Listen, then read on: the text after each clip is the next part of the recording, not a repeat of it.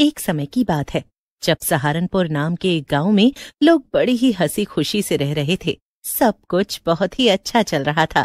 एक दिन भरी दोपहरी में गांव के सभी बच्चे कुएं के पास खेल रहे थे। खेलते खेलते उनको शाम हो गई थी।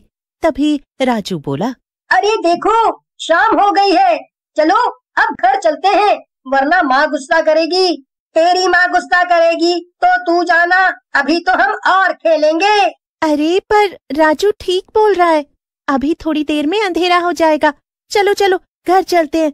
नहीं नहीं, मैं अभी नहीं जाने वाला, तुम सब जाओ। मोहन किसी की एक नहीं सुनता और अकेले ही कुएं के पास खेलने लगता है। जब सभी बच्चे वहां से चले जाते हैं तो मोहन को दूर खेतों में दो रोशनी दिखाई देती हैं, जैसे वो किसी की चमकती हुई आंखें हों। मोहन उस रोशनी को देखने के लिए आगे बढ़ता है, पर जैसे जैसे वो आगे जाता है वो दो चमकती हुई रोशनी और आगे बढ़ जाती है। ऐसे करते करते मोहन काफी आगे निकल जाता है और फिर जाकर वो उस रोशनी तक पहुंच पाता है।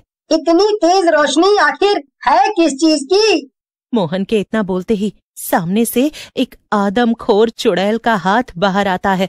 मोहन जोर जोर से चिल्लाने लगता है, पर दूर दूर तक उसकी आवाज कोई नहीं सुनता। कोई नहीं आएगा, कोई नहीं आएगा। मोहन को रात के अंधेरे में उस आदमखोर चुड़ैल का चेहरा ठीक से दिख नहीं पा रहा था।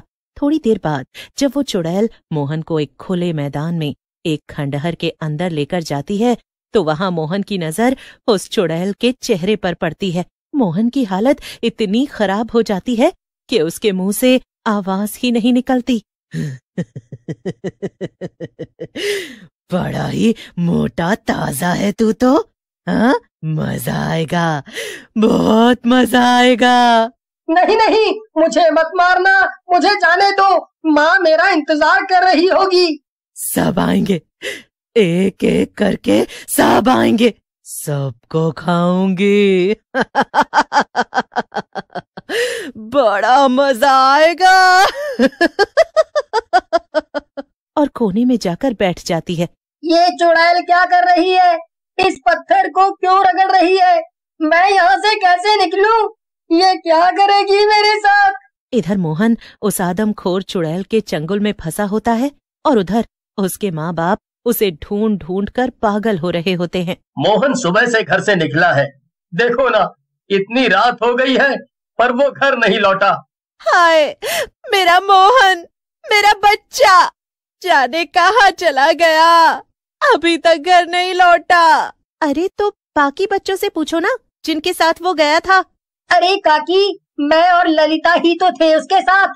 शाम होने लगी थी और हमने उसे बहुत बोला कि घर वापस चल, पर वो आने को राजी ही नहीं हुआ और हम पर ही गुस्सा करने लगा।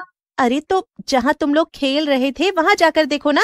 सबसे पहले वहीं जाकर देखा है, पर वो वहाँ नहीं था। मैंने खूब आवाज भी दी पर।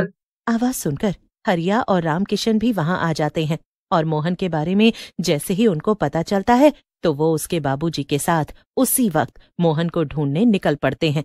वो मोहन को कुएं के आसपास ढूंढने लगते हैं और खेतों तक पहुंच जाते हैं। हे भगवान, वो ठीक तो है ना? कहीं उसे कोई भेड़िया तो नहीं ले गया? नहीं नहीं, ऐसा नहीं हो सकता। ऐसी बातें मत करो मोहन के बापू, मोहन मिल जाएगा। सब लोग मोहन को पूरे गांव में ढूंढने लगते हैं, पर मोहन का कुछ पता नहीं चलता। राजू और ललिता मोहन के लिए बड़े दुखी होते हैं। अब राजू और ललिता दोनों ही कुएं के पास जाकर खेलने लगते हैं। थोड़ी देर में शाम हो जाती है। ललिता को अब काफी डर लगने लगता है। वो राजू से घर चलने के लिए बोलती है, पर राजू जाने के लिए तैयार नहीं होता।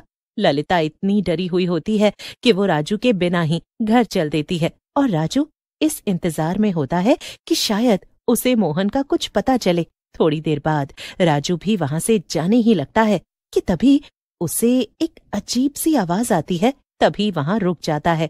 ये कैसी अजीब सी? राजू आवाज का पीछा करते हुए खेत की तरफ बढ़ता है कि तभी वही आदमखोर चुड़ैल राजू को पकड़ लेती है। राजू जोर जोर से चिल्लाने लगता है, कोई नहीं आएगा, कोई नहीं आएगा। सबको खाऊंगी, मोटी हो जाऊंगी। ललिता अभी कुछ ही दूरी पर होती है, जो राजू के चिल्लाने की आवाज सुनकर दौड़ी चली आती है। जैसे ही ललिता कुएं के पास पहुंचती है तो उसे खेतों में जाती वो चुड़ैल दिखती है, जो राजू को घसीटते हुए ले जा रही होती है और राजू मदद के लिए पुकार रहा होता है। ललिता जल्दी से भागती है और गांव वालों को इकट्ठा कर लेती है। मैंने उसे अपनी आंखों के सामने देखा, राजू को भी ले गई वो। हाँ, अंधेरे में शक्ल ठीक से नहीं दिखी। अरे वही चुड़ैल जो कल मोहन को ले गई, आज वो राजू को घसीटते हुए लेकर गई है। ललिता सबको पूरी बात बताती है। सब गांव वाले ये सुनकर एकदम हैरान रह जाते हैं। मोहन के माँ बाप को जैसे ही ये पता चलता है कि उनके बेटे को एक आदमखोर चुड़ैल ले गई है तो उनका रो रो कर बुरा हाल हो जाता है। सब लोग उस आदमखोर चुड़ैल को लेकर बड़े परेशान होते हैं और अपने अपने बच्चों को घर में रहने को बोलते हैं। इधर चुड़ैल मोहन और राजू को उसी गुफा में कैद करके कोने में बैठी पत्थर को जमीन से रगड़ रही होती है। मैंने तुझे बोला था ना कि घर चल, पर तू नहीं माना। अब देख क्या हो गया। ये आदमखोर चुड़ैल हमको छोड़ने वाली नहीं है। पता नहीं क्यों इस पत्थर को जमीन से रगड़ती रहती है। आखिर हमें क्यों कैद कर रखा है? मुझसे गलती हो गई। बस मैं एक बार यहाँ से निकल कर घर चला जाऊं, फिर कभी रात को अकेले नहीं घूमूंगा। राजू और मोहन दोनों आपस में बातें कर ही रहे होते हैं। गांव वालों को ये समझ नहीं आ रहा होता कि आखिर वो उस चुड़ैल को कैसे पकड़े और कैसे राजू और मोहन को उससे बचाएं। वो रोज रात को बच्चों की तलाश में निकलती है, आज भी वो जरूर आएगी। अगर मैं रात को उस कुएं के पास जाऊं तो वो मुझे भी पकड़ने आएगी, बस तभी उसको पकड़ा जा सकता है। अरे बेटी, ये तुम क्या बोल रही हो? ऐसा सोचना भी मत, समझी? पर माँ, और कोई तरीका नहीं। बड़ी मुश्किलों से ललिता की माँ ललिता को भेजने को राजी होती है। हर पल उसे अपनी बेटी को खोने का डर से आती है। अब ललिता चुड़ैल के एकदम सामने होती है।